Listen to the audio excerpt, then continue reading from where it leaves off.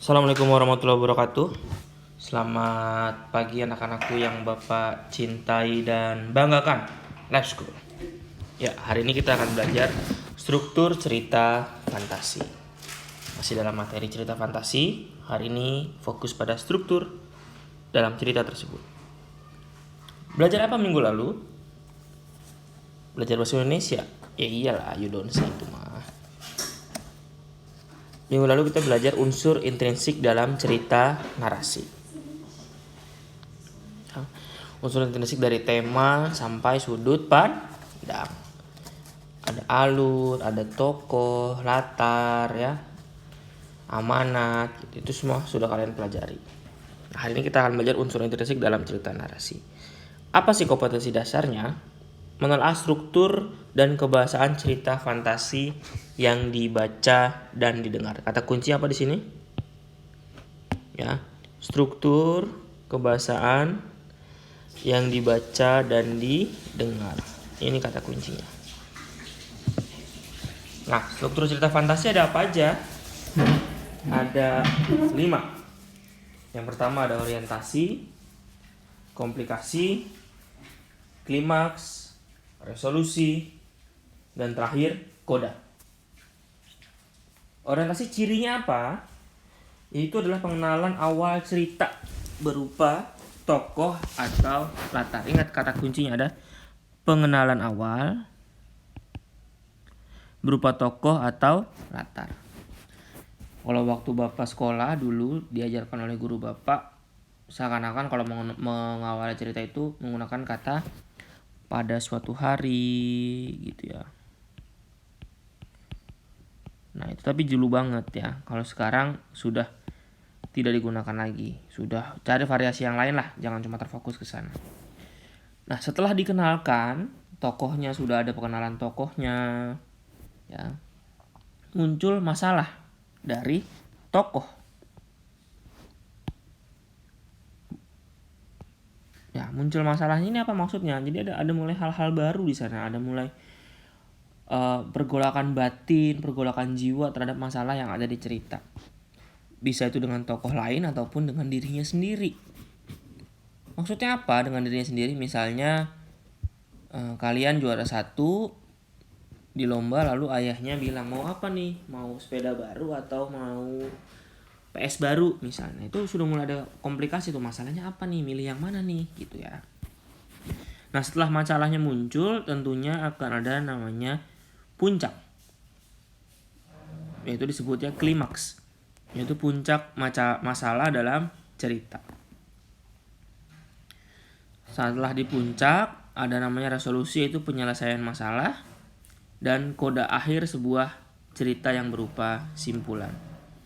5 poin inilah yang disebut sebagai struktur cerita fantasi.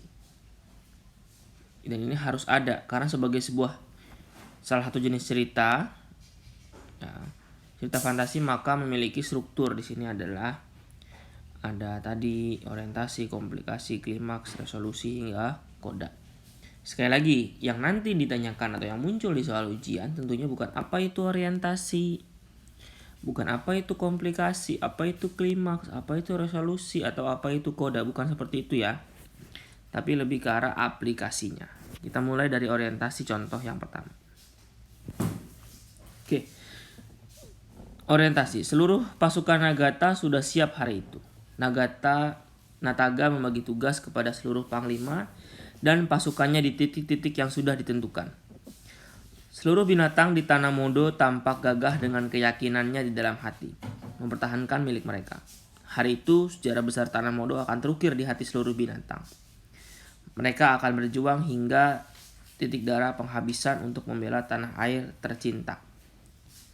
Apa yang dijelaskan di sini yaitu tentang kesiapan. Ya. Kesiapan dari pasukan dikenalkan dulu ya. Awalnya itu pengenalan kesiapan pasukan untuk berperang. Munculnya di sana apa di sini? Seluruh pasukan sudah siap hari itu. Ya. mereka akan berjuang hingga titik darah penghabisan untuk membela tanah air tercinta. Di sini belum muncul masalahnya. Baru pengenalan aja, baru mau nyerang, baru mau perang dan lain-lain. Lanjut. Nono si anak rembulan berangkat sendiri berlibur ke Wulingi, tempat tinggal Mbah Sastro. Ia selalu liburan di sana karena ia bisa bersepeda keliling Wulingi dan bermandi-mandi di Sungai Lekso yang menyegarkan. Kenapa ini disebut orientasi? Karena disebutnya pengenalan tokoh ya. Pengenalan tokoh. Nono. Nono ini dia punya kembaran, itu yes. Lanjut.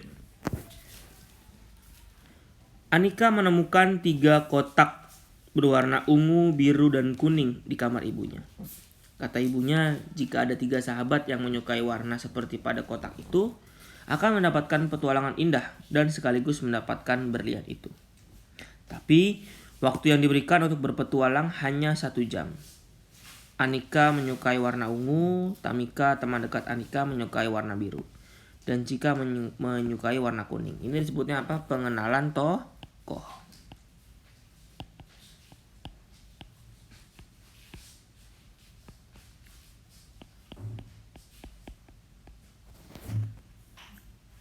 Lanjut.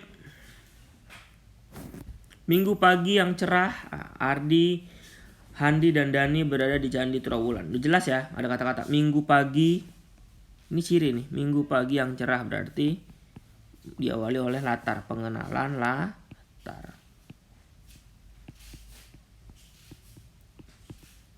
Dan tokoh.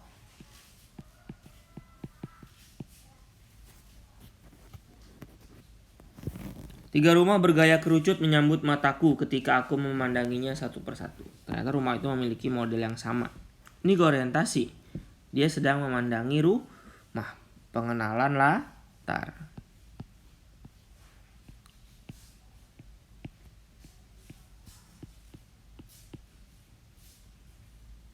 Ya, tiga rumah bergaya kerucut menyambut mataku. Ketika aku memandanginya dengan model yang sama. Hanya satu hal yang bisa membedakan gitu ya. Warna pintunya. Setiap pintu mengikuti gradasi warna. Lanjut. Alien itu berhidung mancung.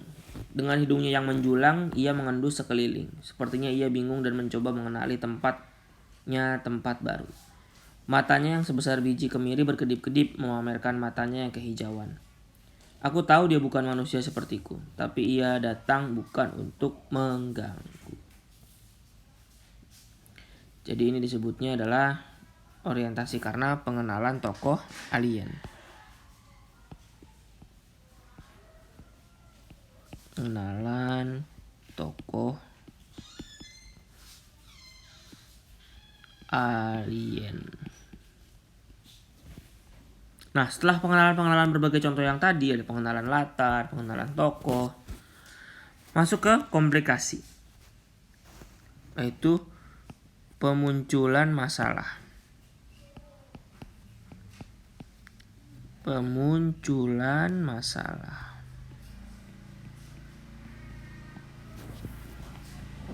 Saat yang ditunggu pun tiba.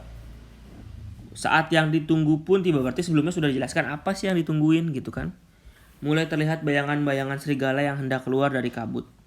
Jumlah pasukannya cukup banyak. Nataga dan seluruh panglima memberi isyarat untuk tidak panik. Nah, ini baru mau perang, sudah muncul mulai terlihat ya bayangan-bayangan serigala. Nataga dan seluruh pasukannya memberi isyarat untuk tidak panik.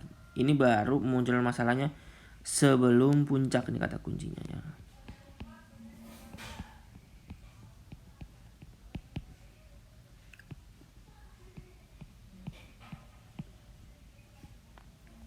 Lanjut komplikasi. Saya ingin mencoba petualangan indah itu, Bu. Saya punya sahabat menyukai warna itu. Anika meyakinkan ibunya. Dia punya sahabat yang menyukai warna itu. Dengan kesepakatan ketiga sahabat itu berkumpul di rumah Anika. Minggu pukul 6 mereka semua masuk ke kamar Anika yang serba biru. Di kamar Anika serasa ada di langit. Ayo kita buka kotak masing-masing sesuai dengan warna kesukaan. Sekarang 1, 2, 3. Kenapa disebut komplikasi?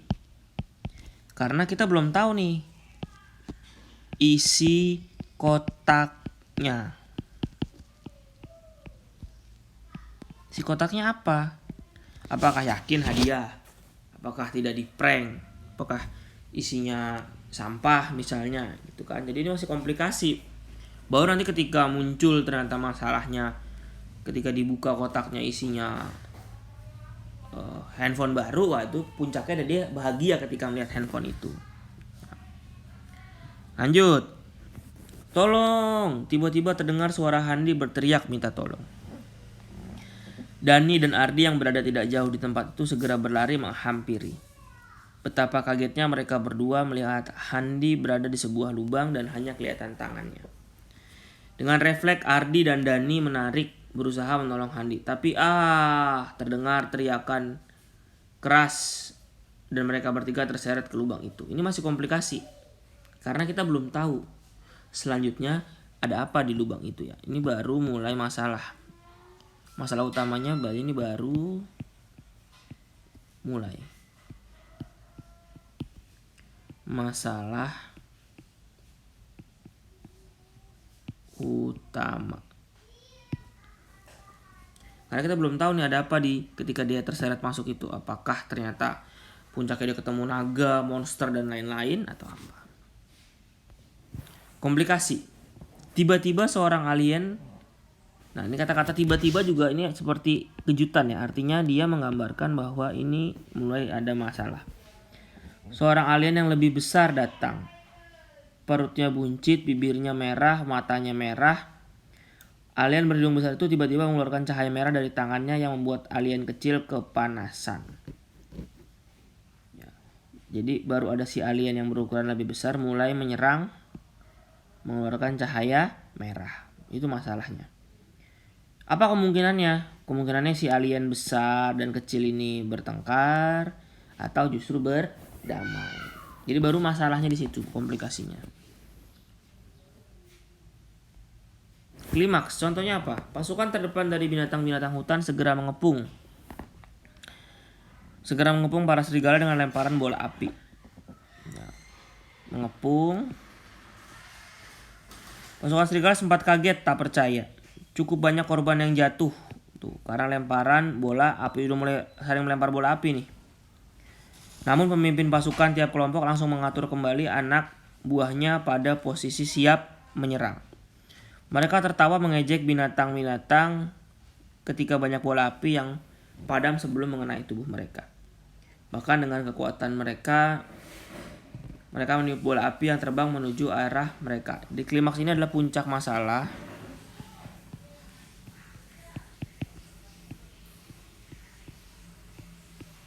Apa yang digambarkan di sini yaitu situasi perang.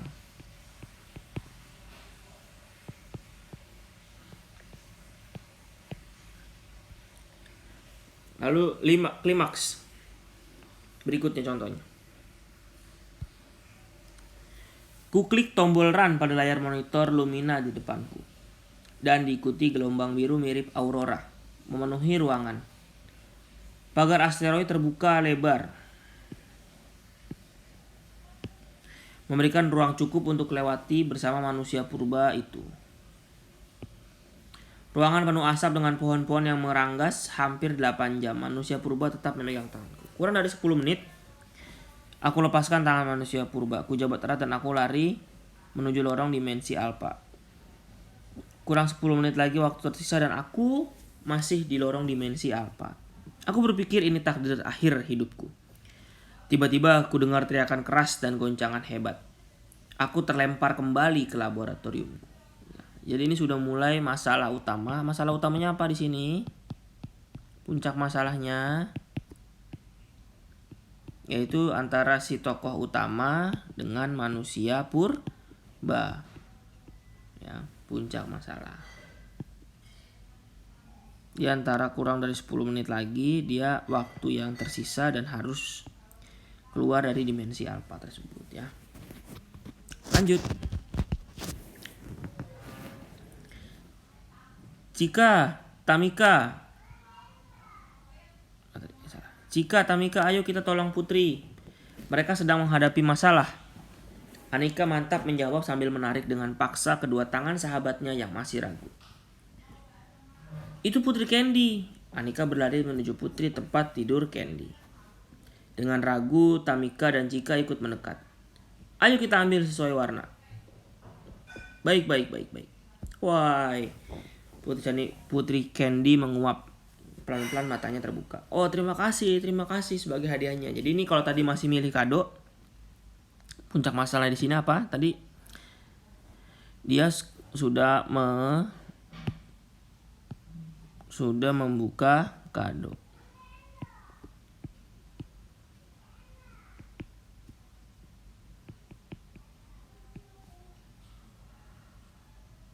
Lanjut resolusi. Nah, ini akhir masalah. Kita tidak gagal. Kita tidak sia-sia. Kita berhasil menolong orang dan menyelamatkan diri kita sendiri. Untuk apa setumpuk berlian itu tapi riwayat kita tamat tuh. Kita telah berhasil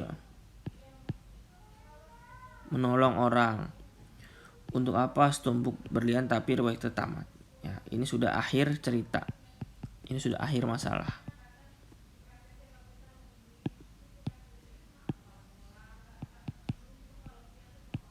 Akhir masalah. Nggak apa-apa asalkan dirimu bisa selamat. Ardi memelukku dengan erat. Kulihat Erza membawa air minum untukku. Tidak menyangka aku bisa berhasil dikembalikan dan hidup lagi secara biasa. Manusia purba itu juga berhasil aku kembalikan ke habitatnya 500 tahun sebelum Masehi. Aku dapat melihat dengan jelas di layar laptop. Manusia purba itu tersenyum dengan melambaikan tangan ke arahku. Ini sudah akhir masalah ya. Sudah. Akhirnya si Erza dan si manusia purba masing-masing hidup bahagia. Jadi kedua tokoh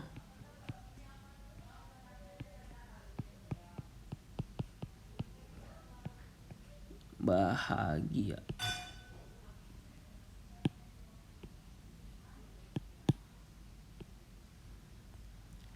Lanjut, resolusi berikutnya. Selesai Dani menyelesaikan kalimatnya, terdengar suara dentuman keras. Boom! Seakan ada yang mengangkat mereka bertiga. Dan tiba-tiba sudah kembali berada di area Candi Trowulan, tempat mereka melakukan pengamatan. Ketiganya mengusap mata. Seakan tidak percaya mereka saling berangkulan. Ya, masalahnya apa di sini? Dani dan teman-temannya bisa berhasil selamat. Bisa selamat di sini.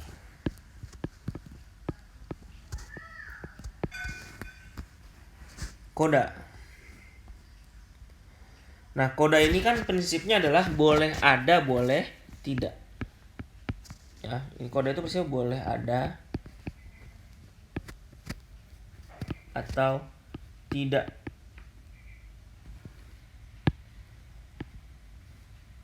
Tidak. Ya, boleh ada, boleh tidak. Contohnya kayak gini. Akibat perbuatannya yang angkuh dan sombong, Niko berubah menjadi batu abadi. Kesombongan itu pun lenyap seketika. Sebagai manusia, kita tidak boleh memiliki sikap sombong karena kesombongan hanyalah akan merugikan diri kita sendiri. Jadi, koda itu berisi pesan. Pesan ada di mana? Ada di sini nih ya.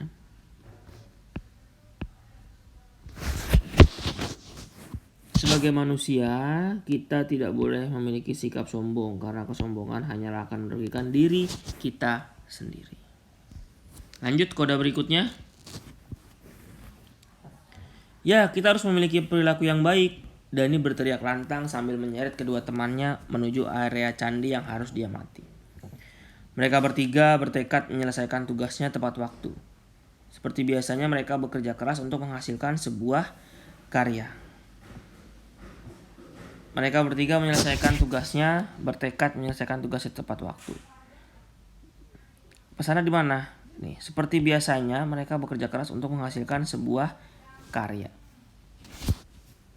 Jadi koda itu selalu memunculkan pesan. Memunculkan amanat.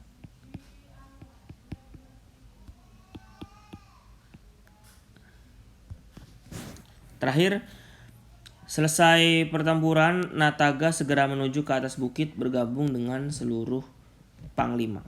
Levo, Goros, Lamia, Siska dan Mora memandang Nataga dengan haru dan tersenyum mengisyaratkan hormat dan bahagia. Jadi ini akhir cerita, haru dan tersenyum, hormat dan bahagia. Nah, koda atau amanat ya. Amanat itu dalam cerita boleh tersurat atau muncul ya di dalam koda atau boleh sesuatu atau boleh atau tersirat di dalam cerita.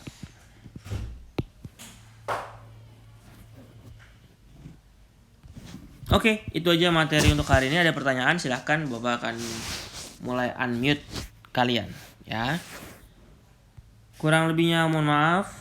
Itulah materi kita untuk hari ini. Assalamualaikum warahmatullahi wabarakatuh.